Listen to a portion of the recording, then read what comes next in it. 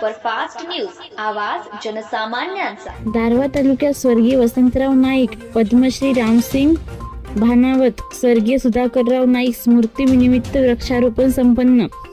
सविस्तर वृत्त असं की ऑगस्ट महिन्यात बंजारा समाजाच्या 3 महान विभूतीची जयंती आणि पुण्यतिथी साजरी करण्यात येते।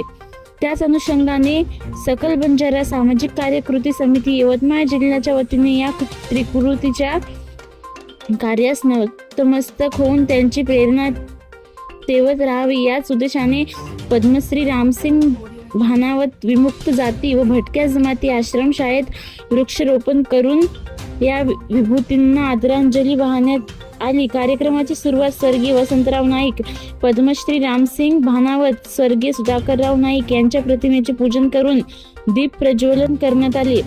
दारव्हा पोलीस स्टेशन येथे वृक्षारोपण करण्यात आले। वृद्धाश्रम येथे वृक्षारोपण करून वृद्धाश्रमात फळे वाटप करण्यात आले।